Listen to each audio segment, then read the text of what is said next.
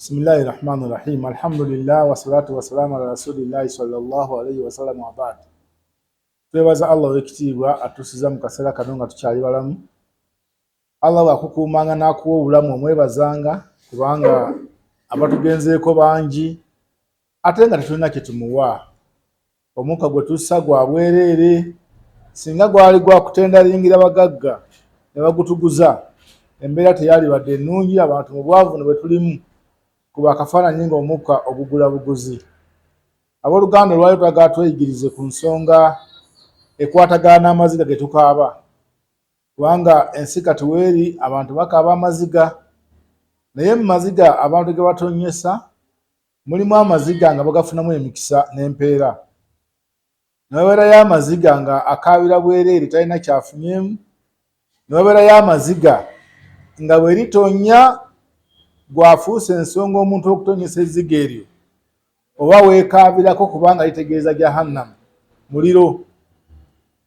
Agamu ku maziga amalungi ye muntu okukaaba amaziga ng'awulidde Qur'an esomebwa, n'afumitiriza ku makulu ga Qur'an eyo, n'afumitiriza ku bigambo bya Allah subhanahu wa ta'ala, n'atonnyesa ezziga.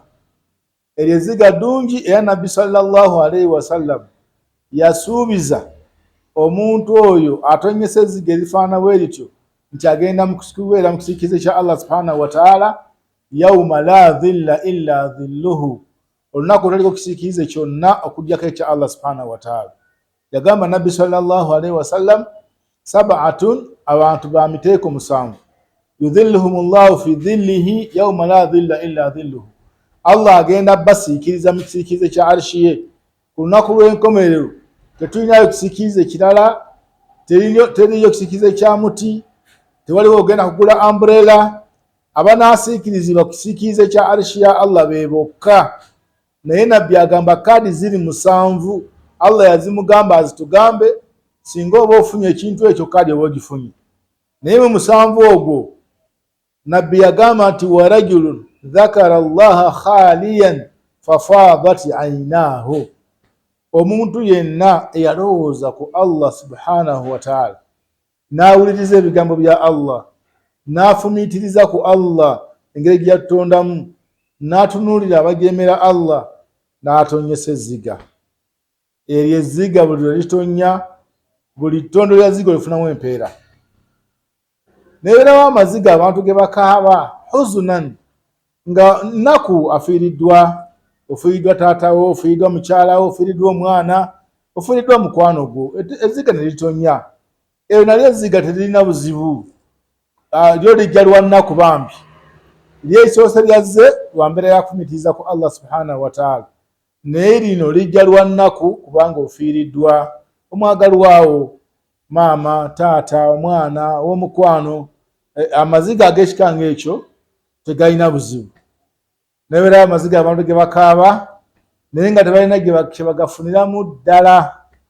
Kati ng'amaziga g'okaaba ng'ogamba nti Arsenal baagikubye, Manchester United bannange, abantu bakaaba amaziga. N'olaba omuntu baatugambako lumu emyaka gy'emabega eyo nti omuntu yanakuwala nga bakubye ttiimu ye eggoolo mu kaseera ng'omupiira gunaatera okuggwa, n'akaaba amaziga, n'awunga, n'agwa okuva waggulu ku kirasha gy'ayalabira omupiira, n'agwa wansi, ne bamutwala mu ddwaliro ng'ali bubi mu nsi za Bulaaya eyo. Nolwekyo ago amaziga ge tukaaba olw'okuba obwagalwawo bamulanye, olw'okuba nga ttiimu ye baagikubye, olw'okuba nga kandidate we bamusinze, ago amaziga tolina kyogafunamu. Ne wabeerayo amaziga ge tugamba nti singa otonnyesa ezziga eryo, aba afuuse ensonga y'okutonnyesa ezziga eryo aba afunye obuzibu. Qaalu fil kadimu, ebigambo akadikiila, ekigambo ekyayogerwa ku nsonga eyo, thalatha damaat, amaziga ga mirundi 3. Sseruganda olina okugegendereza ennyo, olw'okubanga singa omuntu atonnyesa amaziga ago ku lulwo, oba ofunye obuzibu, oyingira Jahannama, oba okuyingira omuliro Jahannama, ate na wano ku nsi kabula Jahannama nga tunatwala ku nkomerero, oba ogenda kufuna obuzibu bw'amaanyi. Agamba nti ihdhar thalatha damaat, abantu mbakaabya amaziga, naye weewale omuntu okutonyosa ezziga ku lulwo mu nsonga 3. Esooka dam'atul madhulumi, ezziga ly'omuntu ng'ekimukaabisizza ekimutonyesezza ezziga omulyazamaanya bw'omukozeeko, omulyazamaanyizza. Ekigambo obulyazamaanya abaseeka bakyogerako nnyo, tukisomesezzaako emirundi mingi, naye wallahi ekintu ekyasinza okukaabya abantu amaziga mu nsi eno bwe bulyazamaanya obubakolwako. Obulyazamaanya bulabikira mu mbeera nnyingi z'amaanyi. Obulyazamaanya Allah subhanahu wa ta'ala olw'obuzibu obubulimu n'embeera gye buleeta mu society buyinza obaleetera okwawukana, obaleetera okulwana n'okwekuba, sinakindi abamu baleetera okwetta. Oli natta munne lwa bulyazamaanya bwe yamukolako. Naye waliwo bamasakiini abanafu talina kyagenda kukola, n'omulyazamaanya n'omukolako obulyazamaanya n'asalawo okwesirikira, n'agenda mu nnyumba ye n'atonyesa ezziga. Agamba ya Rabbi, omusajja oyo n'andyazamaanya ddala, n'atwala ettaka lyange, n'atwala ekibanja kyange, n'anzijjako mukyala wange, namuwola ssente n'atazimpa. Embeera ng'eyo obulyazamaanya obwo abantu bakaabya amaziga, tubalaba ku TV, abantu babitwala ng'ebyolusaago, abantu ne babyewaaniramu nti tibamaze, ne beerabira ebizibu ebiva ku kutonyesa amaziga g'ekikanga ekyo. N'olw'ensonga eyo kati ekisinze okuleetera abantu wano obuzibu saawe ntwogera ku nsonga y'ettaka. Abantu ettaka lifuuse ettaka. Kyokka omuntu yenna Nabbi sallallahu alayhi wa sallam yatugamba nti omuntu anabba ettaka shibru, olutalumu bwe luti olw'ettaka ng'olubbye ku munno. Abantu bagenda balima ku lusaloosalo, n'alima ettaka ng'alizza wuwe, neerabira nti emita emu bweti ey'ettaka gy'atwala.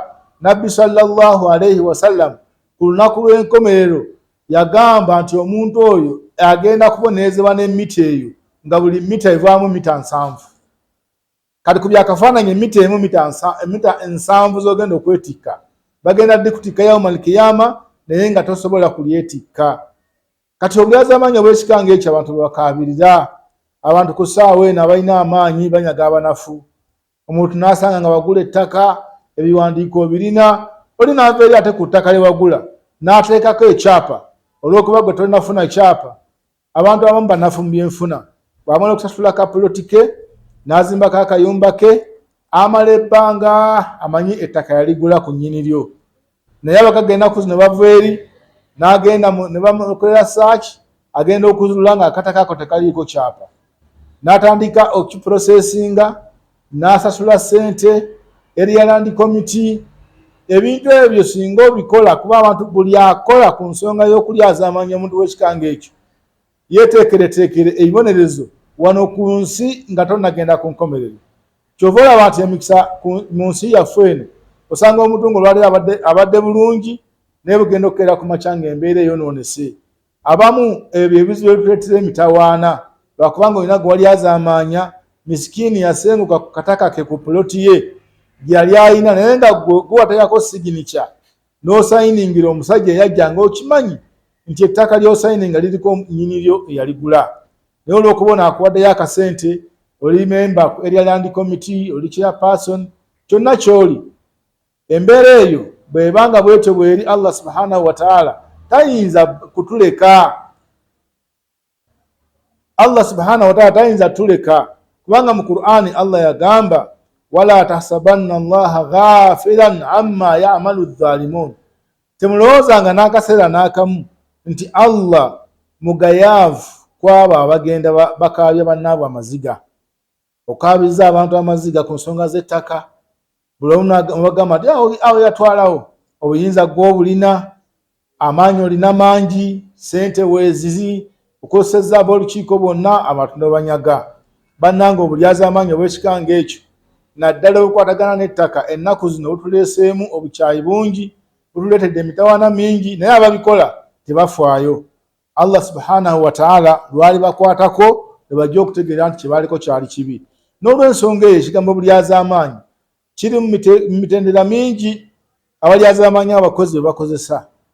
bannange mukimanye nti omuntu wadde omulyaza amanyiza talina kyakoze wano ku nsi agenda akaaba genolaba nti oba akaaba akaabe mumaze agende abantu bakosezza abantu emyezi negiggwako namulyaza amanya sente ze dhuluman mu bulyaza amanyi obwaddala obweyolefu naye nga talinayo nansonyi ku nsonga eyo omuntu oyo gw'olyaza amanyiza omusaala gwe omusaala ogwo n'agenda nga akaaba alina ebizibu bye alina okuweerera abaana alina okwegulira engoye n'okwejjanjaba n'okujjanjaba abaana be naye sente ze watwala tewafaayo ku mbeera eyo so nga nabbi sallallahu alaihi wasallam mujjukira bulungi bye yatunyumizaako abasajja abasatu abawagamira mu mpuku ng'ejjinja libasibiddeyo mu hadisi empanvu nabbi gyagamba nti intalaka thalathatun mimman kana kablakum fa awa bihim almabiti ila alghar abantu abaali batambula ku mirembe egyayita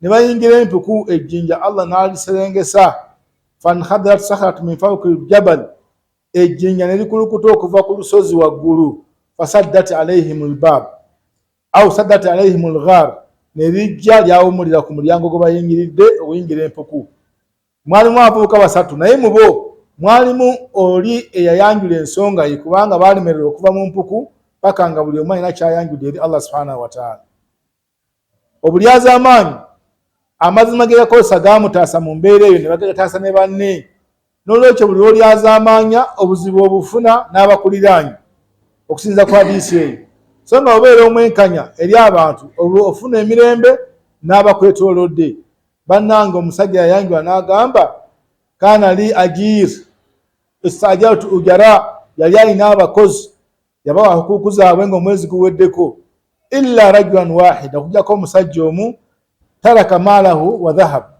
yaleka omusaala gwe n'agenda ate nga tamusiibudde naye kati ffe wano olitagulese tagenze azza kubangiza n'okugamba musirikale temuddayo kumuggulira oyo n'obagamba temumuggulira temumukkiriza kuyingira eno naye nga azze akimya hakki ye ono ye hakki ye oli yagisigaza lwakuba yamubulako naye era mu kumubulako yagisigaza fathammartuhu n'agiteeka mu investment teyagizza mu maali ye abali abasajja abategeera obulyaza amaanyi tasobola kuzza maali ng'eyo mu maali ye ayita bukyafu ku nkomerero mu bufunze omusajja yakomawo nga maali gye yaleka omusaala bamuguliramu embuzi n'endiga nezizaala nezifuuka lugo n'ente nezibeeramu ente bwe yajja bamugamba ebyo byonna bye byava mu musaala gwo yalowooza nti bamujerega bujerezi era n'agamba nti ya Abdallah la tastahzi bi sinze wano kunjerega nkomyeyo okukima haki yange naleka wano emyaka mingi egiyise olwo n'amugamba ssebo si kujerega